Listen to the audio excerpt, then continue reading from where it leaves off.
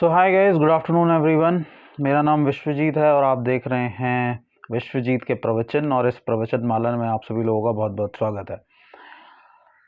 आज बात करेंगे गवर्नमेंट जॉब के बारे में। गवर्नमेंट जॉब का हिंदुस्तान में एक अलग लेवल का क्रेज़ है। मैं क्रेज़ तो नहीं कहता, किसी अच्छी चीज़ का क्रेज़ हो तो उसे क्रेज़ कहा भी जाए, मैं इसे पागलपन कहता हूँ। एक अलग ही लेवल का पागलपन है जो जनरेशन से चला हुआ आ रहा है।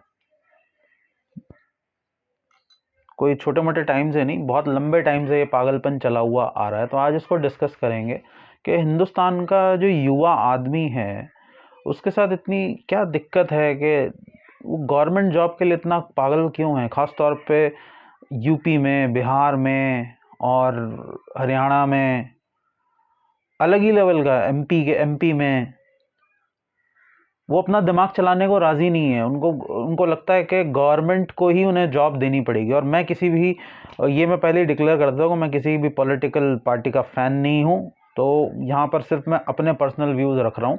कोई ऐसा ना समझे कि मैं किसी का पक्ष लेके ये बात कर रहा हूँ। ओके, सो प्रकृति के अंदर, अगर आप नेचर के अंदर बात करें, इतने सारे जीव हैं, इतने सारे प्राणी हैं, इतने सारे लिविंग बीइंग्स हैं। उन सबको आप अगर देखें तो सब लोग अपने खाने पीने का खर्चा भी नहीं बोलना चाहिए, खाने पीने का इंतजाम जो है वो खुद कर लेते हैं। ओके, इनिशियली अगर आप देखें तो नौकरी आदमी किस लिए करता है? पैसा कमाने के लिए। पैसा किस लिए चाहिए? ताकि वो अपने जीवन की ज़रूरतों को पूरा कर सके। ओके, लेकिन गवर्नमेंट जॉब की अगर आप बात की जाए तो गवर्नमेंट जॉब एक ऐसा पागलपन सवार है लोगों के ऊपर कि करेंगे तो गवर्नमेंट जॉब ही करेंगे, नहीं तो हम फिर कुछ भी नहीं करेंगे। और लोग इसके पीछे अपने 5 साल, 6 साल, 7 साल, पूरी जवानी ख़राब कर देते हैं इसके पीछे। इनफैक्ट पूरा इतना लंबा टाइम लगाने के बाद, 6-6 7 साल लगाने के बाद, फिर वो इनकी हालत ऐसी हो जाती है कि वो डिप्रेशन में चले जाते हैं और वो लोगों से मिलने में, बात करने में कतराने लगते हैं। और मतलब आप समझ नहीं सकते, उनकी इन्फीरियोरिटी कॉम्प्लेक्स का कोई हिसाब नहीं होता। वो इतने कमज़ोर हो जाते हैं अंदर से कि ना तो वो लोगों से ठीक से बात कर सकते हैं, ना लोगों से ठीक से मिलजुल सकते हैं। और सिर्फ किस वजह से? इसे एक अकेले गवर्नमेंट जॉब के पागलपन की वजह से। भाई, आप इंसान हैं, आप कहने को बुद्धिजीवी कहलाए जाते हैं, आप फूड चेन में सबसे ऊपर आते हैं, भोजन श्रृंखला में आप सबसे ऊपर आते हैं। आप कहते हैं हम जानवर नहीं हैं, हम बुद्धिजीवी इंसान हैं। तो क्या आपके पास, आपका दिमाग सिर्फ इतना ही काम करता है कि वो गवर्नमेंट जॉब के लिए ही बस, गवर्नमेंट जॉब से ही बस पैसा कमा सकता है? दुनिया में करने के लिए और कुछ काम ही नहीं है?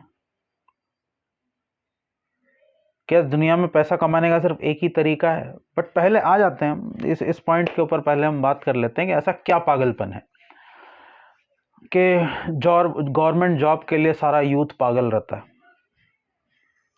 ओके, 2-3 वजह हैं, 2-3 वजहों को लेके मैं बात करूंगा। नंबर एक जो है वो है जो रिस्पेक्ट का जो माहौल बनाया गया है हमारे समाज के अंदर, जो एक इज्जत का माहौल बनाया गया है गवर्नमेंट जॉब के प्रति, ये सबसे बड़ी प्रॉब्लम है। मैं ये नहीं कह रहा हूँ कि इंसान को इज्जत नहीं मिलनी चाहिए, आप ऑब्वियसली हर किसी इंसान को बराबर इज्जत मिलनी चाहिए, लेकिन गवर्नमेंट जॉब का इज्जत से क्या लेना देना है? मुझे ये चीज़ समझ में नहीं आती। गवर्नमेंट जॉब का इज्जत से क्या लेना देना? गवर्नमेंट अधिकारी को आप अपने सर पे क्यों बिठाना चाहते हैं? और ऑब्वियसली जब आपने स्टैंडर्ड, अपने समाज के अंदर ये स्टैंडर्ड फिक्स कर दिया है कि भाई एक गवर्नमेंट जॉब का जिस आदमी ने गवर्नमेंट जॉब पाई है उसे इज्जत मिलेगी, तो फिर ऑब्वियसली एक इलेक्ट्रिशियन को, एक कारपेंटर को, एक कोई छोटा मोटा काम करने वाले को, एक सर्विस क्लास आदमी को इज्जत नहीं मिलेगी। फिर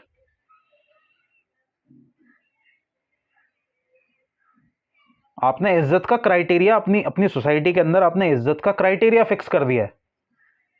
और जॉब का सिर्फ काम इतना है, जॉब की उपयोगिता इतनी है कि वो आपकी आजीविका को चलाती है, आपके लिए पैसों का इंतजाम करती है ताकि आप अपनी ज़िंदगी को जी सकें।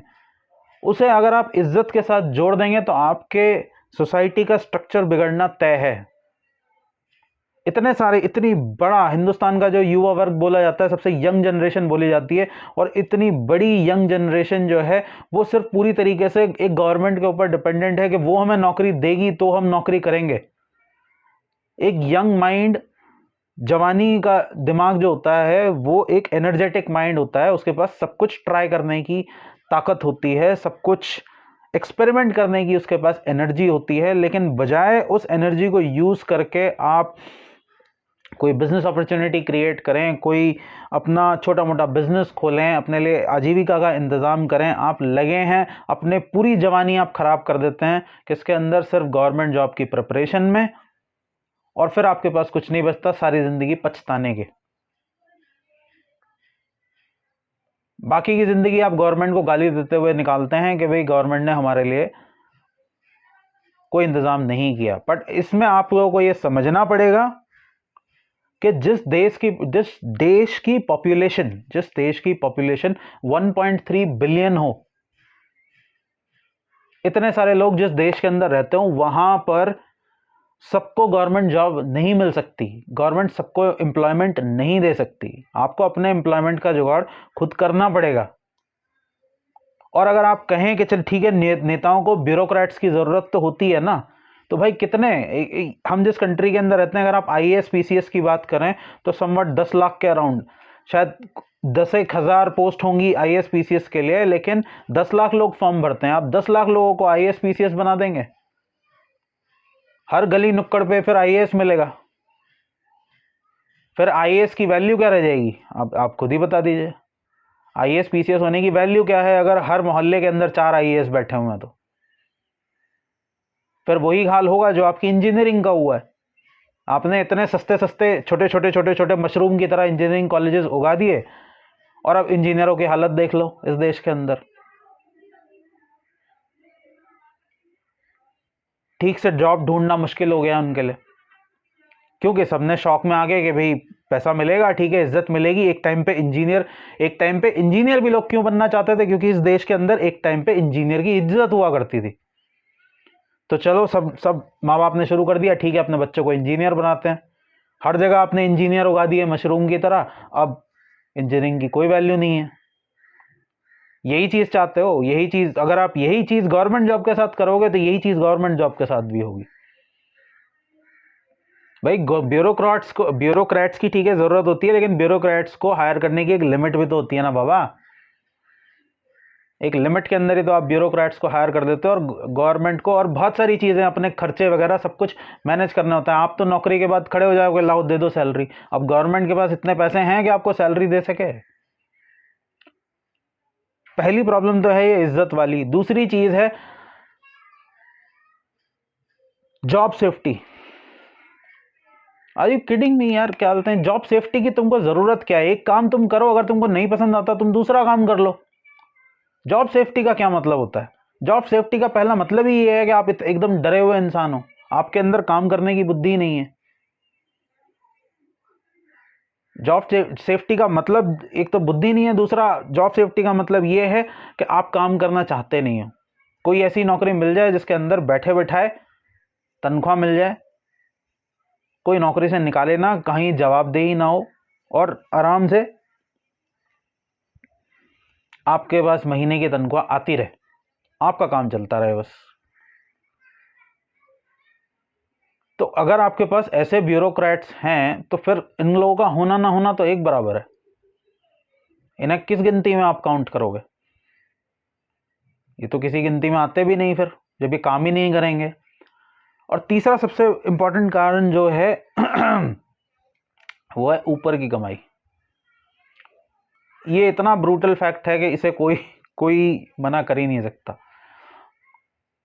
गवर्नमेंट लोग ज्वाइन ही इन 3 कारणों की वजह से करते हैं।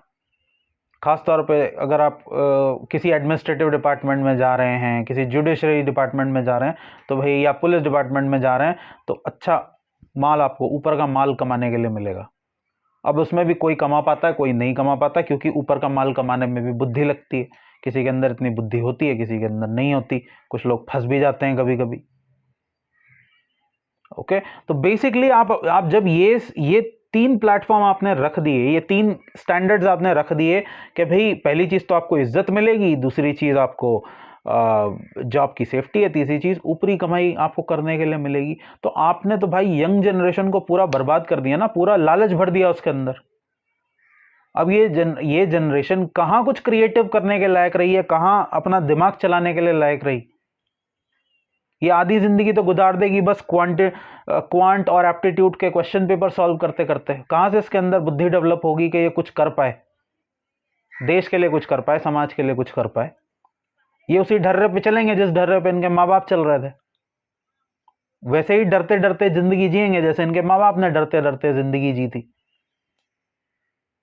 क्योंकि अपनी आधी जवानी तो ये खराब कर चुके होंगे गवर्नमेंट जॉब की तैयारी में।